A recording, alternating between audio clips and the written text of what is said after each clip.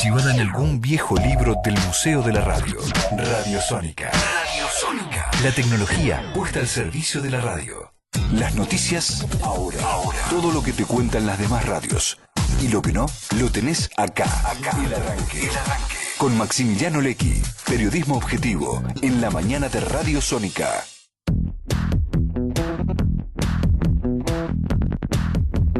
Te adelantábamos que Guillermo Nielsen estaba tomando un café en el living de Radio Sónica y ya lo tenemos con nosotros. Gracias, Guillermo, por venir a la radio. No, por favor, gracias a ustedes por la invitación.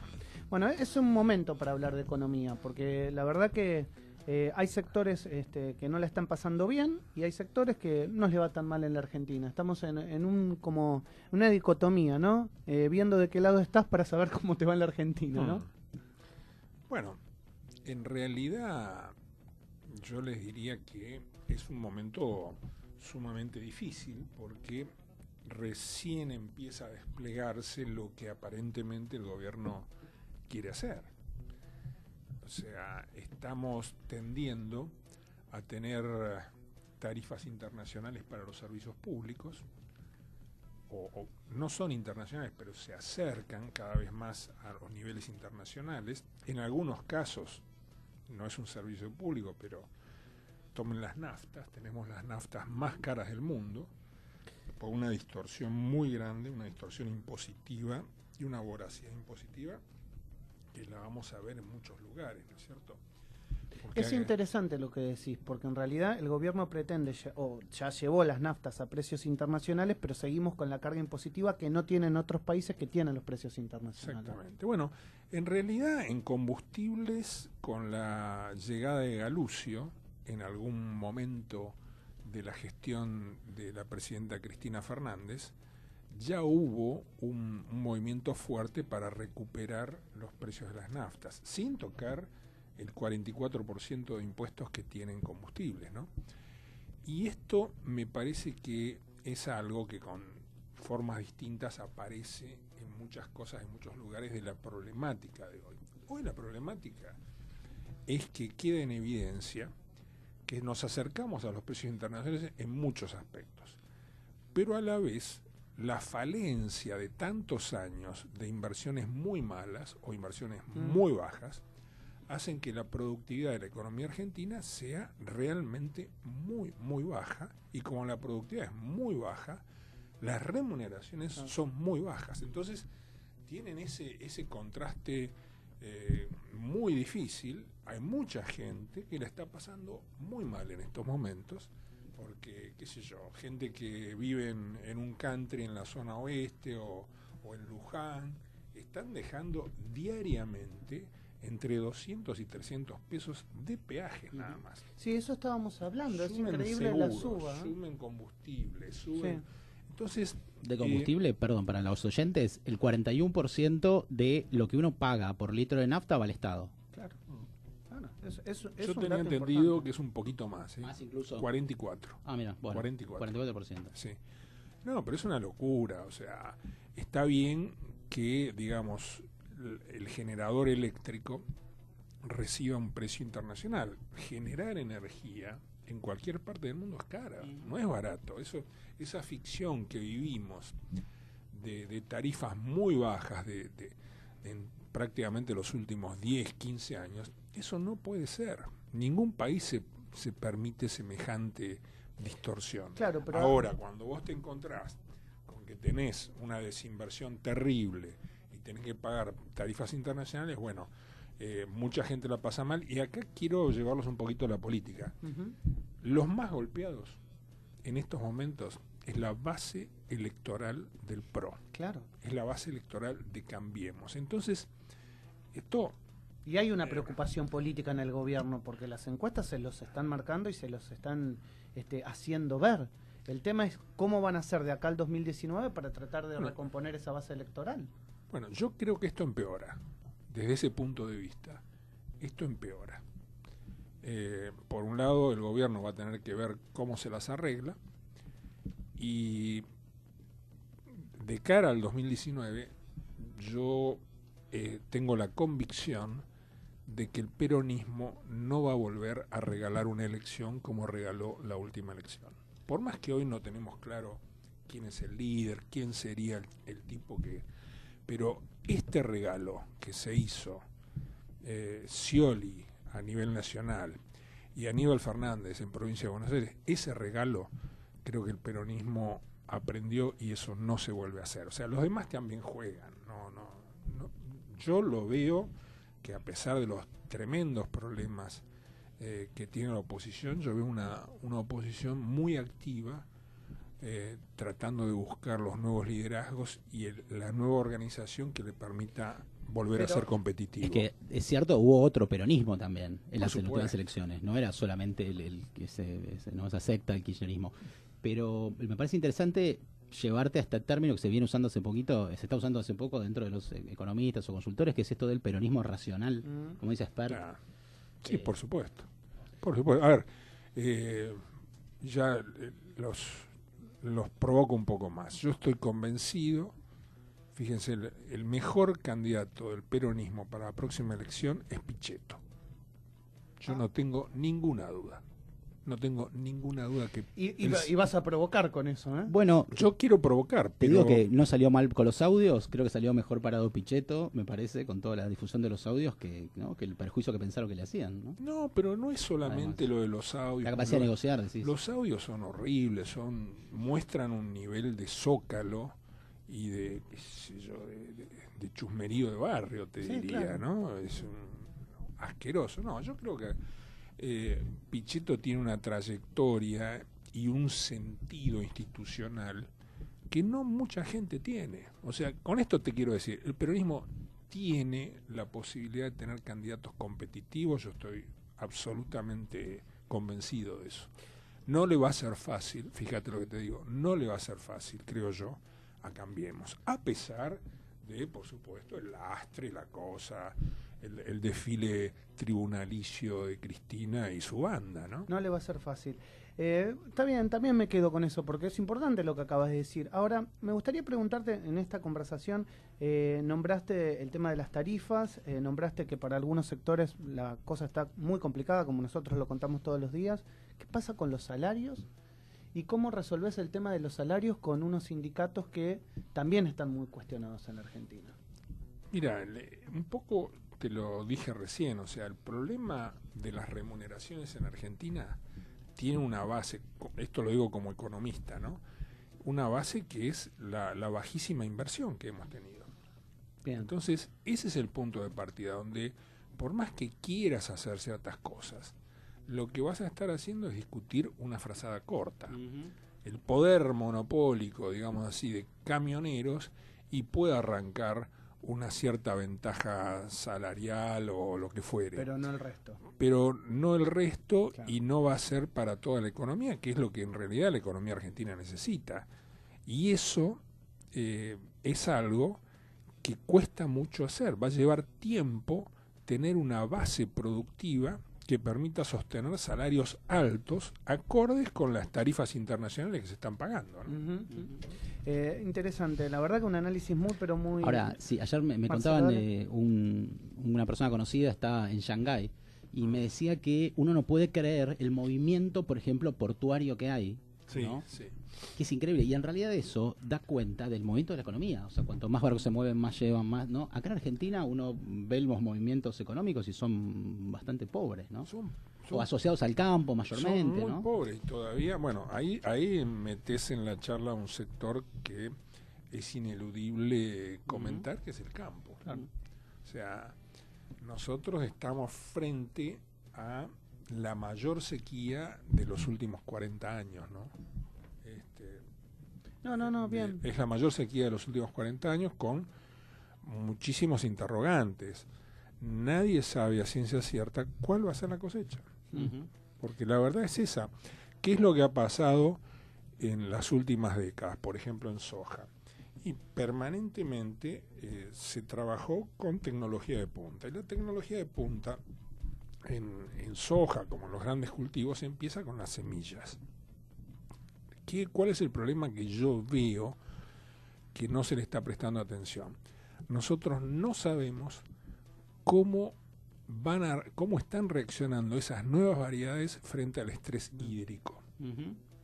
¿Se entiende esto? Sí, O sí, sea, sí, sí, ahora- venimos de condiciones ideales, que yo, grandes Sí, pero ahora ríos, hay sequía frente al permanente. estrés hídrico. ¿Qué pasa Claro. con esa soja? Sé de casos que no los puedo generalizar, ¿no es cierto? Es muy difícil No, generalizar. no, pero hay sectores muy Pero- complicados, norte de la provincia de Buenos Aires, sur de la provincia de Santa Fe, el campo sojero en el sur de la provincia de Córdoba, La Pampa, el sur de Córdoba. está muy complicado. Hay gente que está pastoreando la soja porque ven que el rendimiento por hectárea no le va a cubrir el costo de meter la cosechadora, ¿no? Dos temas que te quiero meter. Dólar, Sí. ¿cómo lo ves? ¿El dólar está bien, está mal? Antes de ayer veía un informe que decía, si comparamos el dólar en relación a cuando asumió Néstor Kirchner en el 2003, tendríamos que tener un dólar de 40. Y a mí se me pusieron los pelos de punta.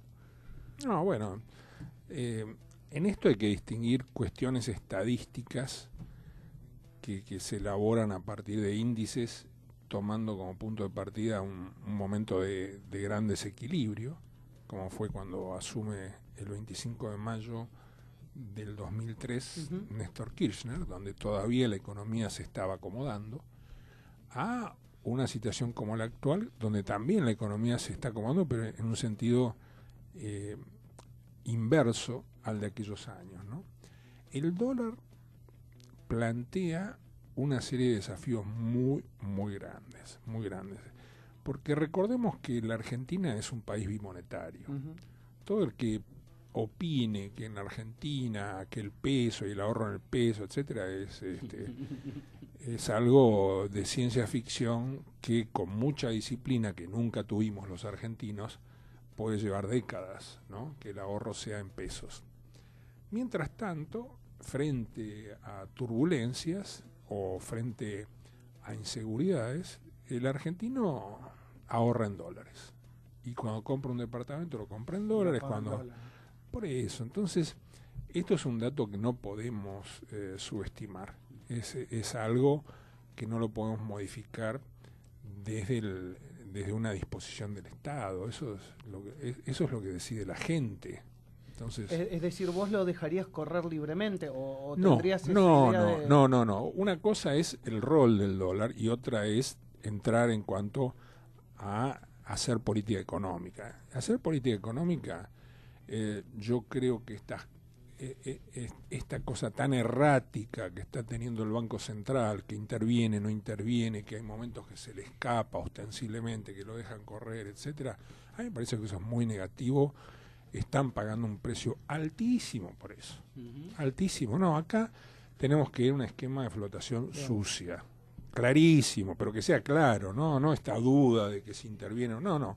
Señores, acá va a haber un problema inflacionario muy serio. Y el dólar y el manejo del dólar de aquí a fin de año es clave para poder moderar las presiones inflacionarias que están jugando ya. Bueno, te dejo una pregunta picando para que la vayas pensando. ¿Cómo llegamos con la inflación a fin de año? Lo responde Guillermo Nielsen después de este tema. El Arranque, donde todas las voces se pueden escuchar. El Arranque, diversidad de opinión para que saques tus propias conclusiones.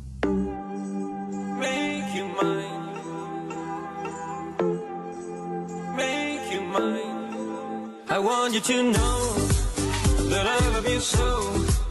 You're driving me straight into the dance floor. Come on, you're singing my song. I could love you more.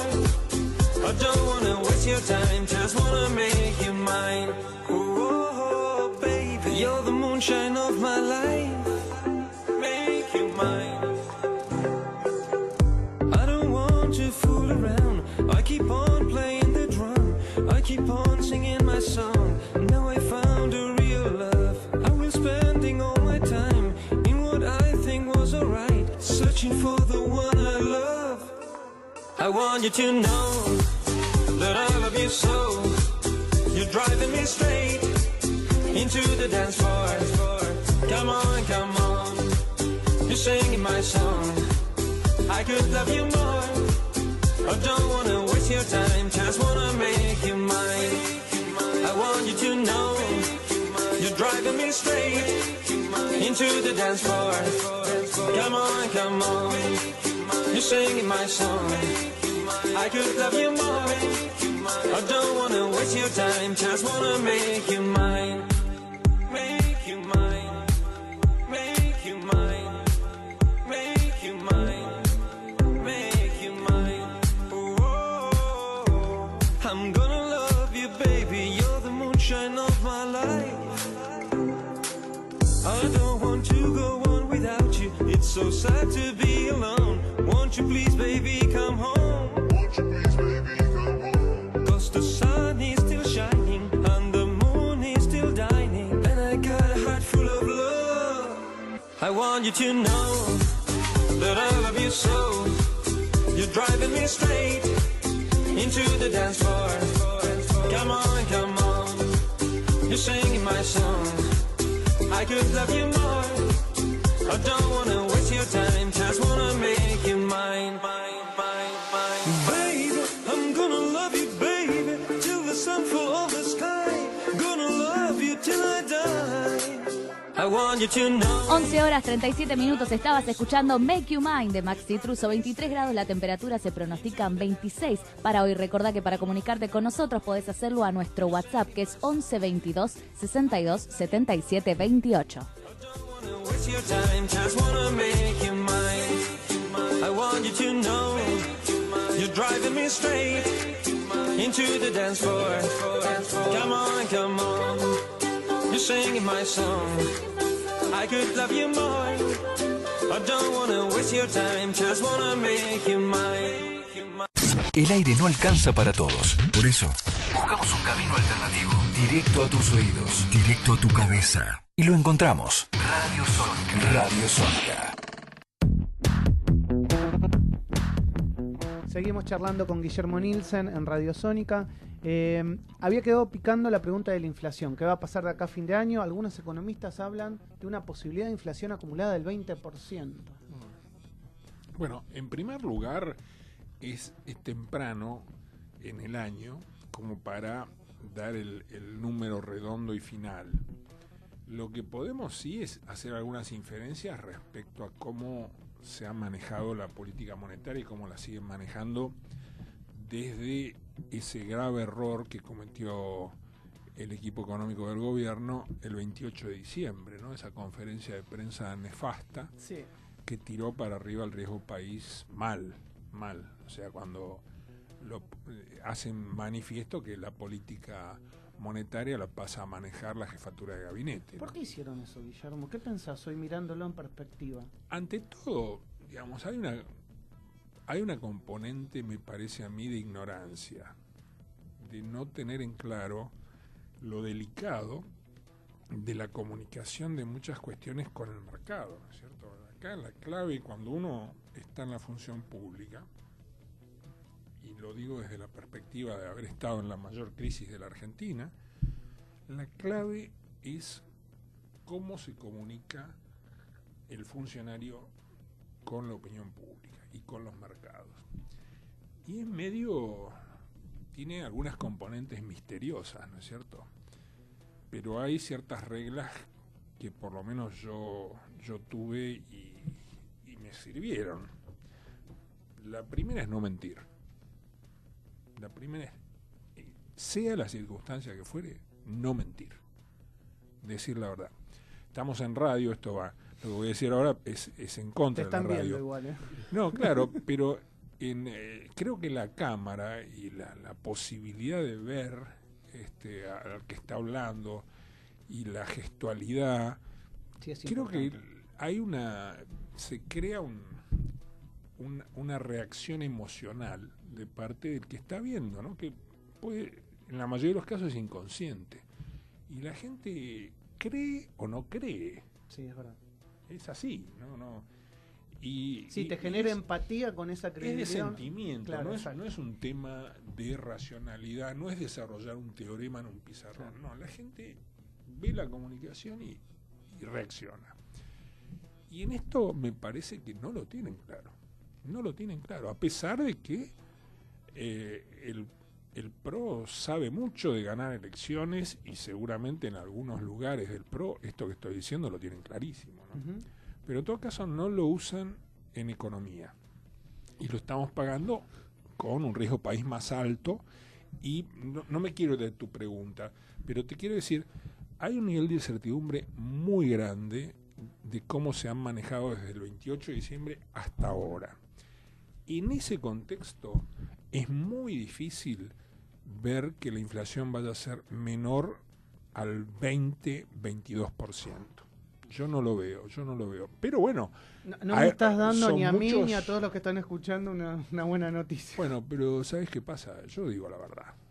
Lo que para mí es la verdad, lo que profesionalmente puedo sostener, ¿viste? Yo no estoy acá especulando con una comunicación Pero, políticamente correcta. ¿Sabes qué pasó? Yo no sé si ustedes se acuerdan, seguramente todos en la mesa. Cuando hace algunos años se hablaba de que si Argentina iba a tener una inflación de un 25%, todo iba a explotar por los aires. Y sin embargo, estamos hablando de un 20%, no, tuvimos 40%, tuvimos el 20% y ahora seguimos con el 20%. Es una Sí. inflación altísima, Guillermo. Sí, es muy alta. Es muy alta y además, ¿sabés qué es lo frustrante de todo esto?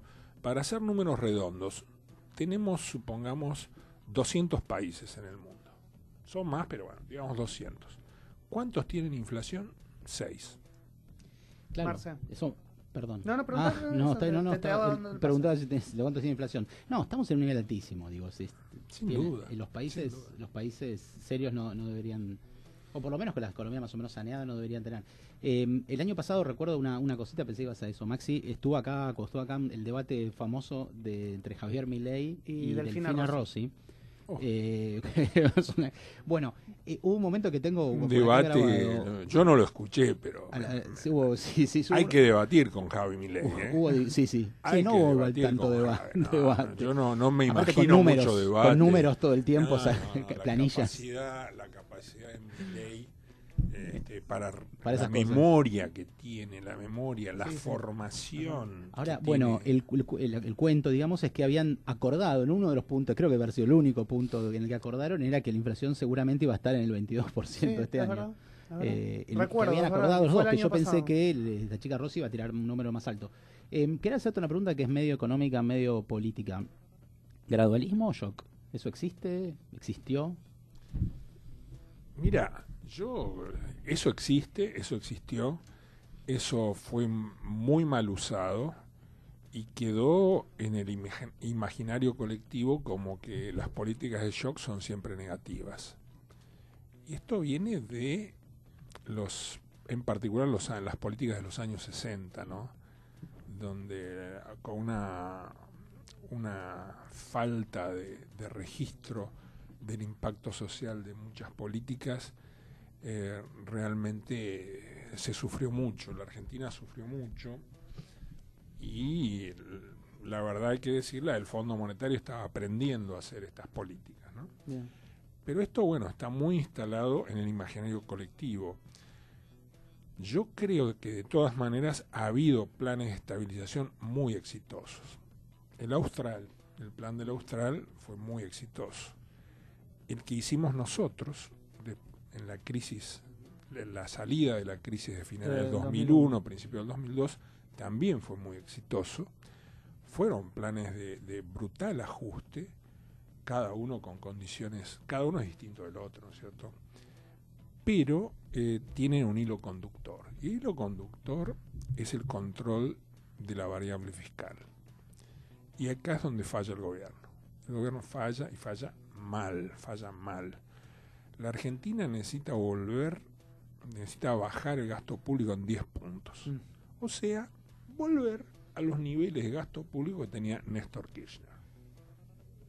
Porque muchas veces se olvidan, o sea, creo que los dos mandatos de Cristina han borrado la política económica que llevó había adelante hecho Néstor Kirchner, que era mucho más sobria y mucho más austera que la que después hizo Cristina, que desbarranca, ¿no es cierto? Desbarranca con las jubilaciones gratis, Claro, las 4 pensiones, millones, ¿no? 4 millones, Bueno. 1 millón de pensiones por invalidez. Escúcheme, ¿qué salimos? ¿De la Primera Guerra Mundial nosotros? No, en serio, no. Fueron... Pero son datos realmente que los estás diciendo y son analizables y son para Es que pensar. Claro. si uno porque, mira, digamos, cualquier eso hay que persona pagarlo. googlea en su casa población económicamente activa, digamos, y empieza a mirar Claro. los índices y enseguida se va a dar cuenta cuánto significa 4 millones de personas que cobran sin haber aportado. Sí, y y un millón de pensiones por invalidez, 1.100.000, cuando eran 80.000. Con el descuido que suele tener el Estado en estas cosas. Total. Una pequeña infidencia, un paréntesis, acabo de estar trabajando, no voy a decir en cuál obra social, pero una social muy grande, armando un proyecto, yo me dedico a la comunicación, armando un proyecto para la intervención, la que le está interviniendo eso. Hoy en día esa obra social, que tiene millones de afiliados, no sabe cuántos afiliados tiene, cuántos afiliados discapacitados tiene, eso. cuánta gente de internación domiciliaria No, tiene. pero eso es así, No lo sabe. A mí no me sorprende estas cosas. Cuando uno ha estado en la función pública se encuentra con muchas de estas cosas, lamentablemente. Entonces, yo creo que este es el gran problema. Todos esperábamos mayor gestión, ¿no es cierto?, dada la experiencia gerencial de muchos de los cuadros del PRO. Pensábamos que tenían la experiencia gerencial como para hacer esto, pero están paralizados. Bien, ahí me gustaría preguntarte, ya que estamos hablando de película, de política y del PRO paralizado. Si querés hablamos de películas también. No, también.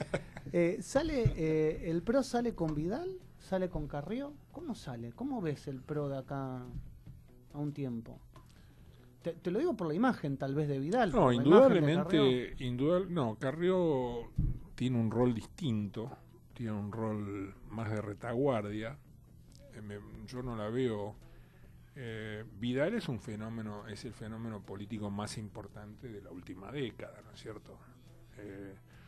Desde una posición femenina, ganarle al peronismo la provincia de Buenos Aires, bueno, escúchame, 2 veces además, no es una pavada, no es muy serio, y además la gestión de ella, sin decirlo, ¿está siendo buena, te parece?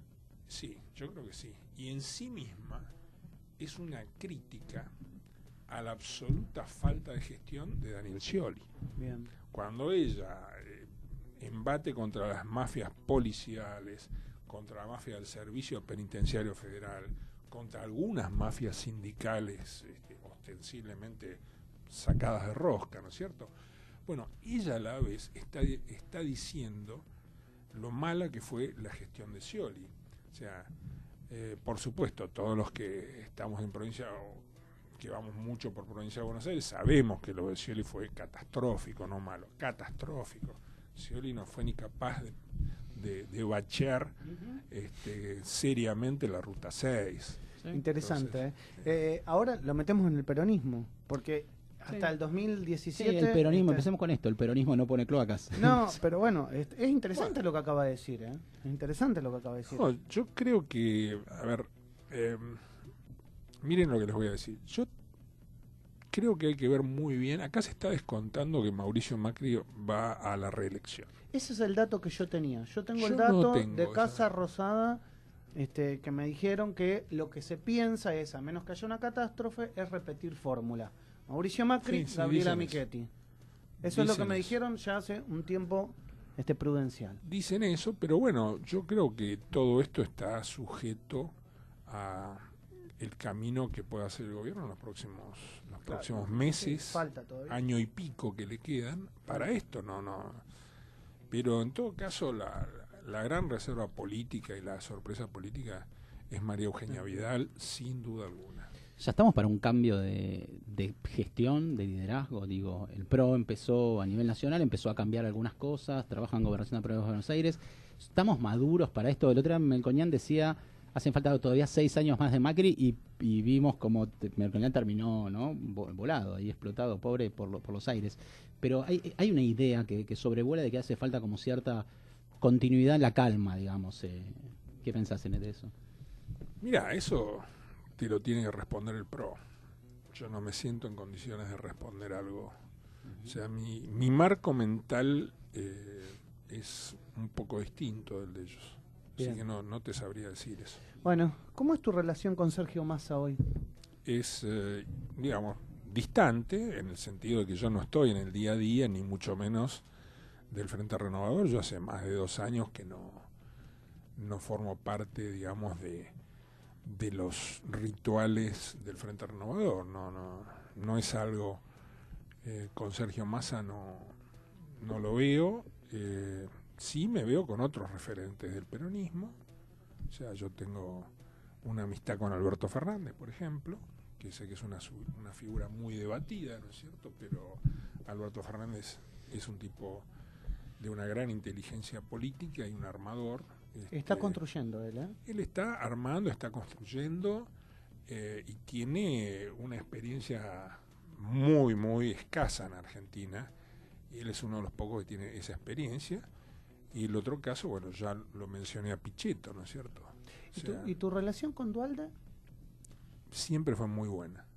¿Sigue siéndolo? ¿Seguís siempre. conversando con él? No tanto como me gustaría, pero yo le tengo un profundo respeto a Duhalde, profundo respeto. Yo conozco cosas de Duhalde y lo he visto a Duhalde tomar decisiones en momentos en que la cosa venía realmente mal y el tipo no le tembló el pulso en tomar las decisiones claves para salir. Creo también, fíjate lo que te voy a contar, o sea, a mí me parece que el caso de Duhalde es otro caso muy donde la historia no termina de darle el lugar y el rol que tuvo. Se lo devalúa, digamos, en la historia, y yo que, digamos, yo no lo conocía a Duhalde. Yo cuando entro al gobierno y estoy primero en el Banco Central, porque me convoca Jorge Remes Lenikov para ir al Banco Central, y estuve en el Banco Central, yo no lo conocía a Duhalde. Yo lo conocía, digamos, de escucharlo mediáticamente, pero no. Y fue una sorpresa muy, muy agradable. Tengo cantidad de anécdotas que muestran un Duhalde con una profundidad de pensamiento mucho mayor de la que la gente supone, ¿no? ¿Puede llegar a ser candidato? ¿Te gustaría verlo como candidato? No creo que vaya a ser candidato Duhalde. Duhalde es un hombre que va a estar en el armado, es un hombre que va a tener mucho para decir, sin duda alguna. No creo que esté en su vocación ser candidato, me parece. Bien. ¿No? Bien, bueno, Guillermo, te quiero agradecer por estos minutos en Radio Sónica. Muchas gracias por haberte dedicado hacia nosotros de esta manera, con esta apertura en todos los temas que te hemos consultado. Y obviamente en algún momento seguramente volveremos a conversar. Gracias por venir. ¿Cómo no? Un gusto, ¿eh? Muchas gracias. Guillermo Nielsen en Radio Sónica.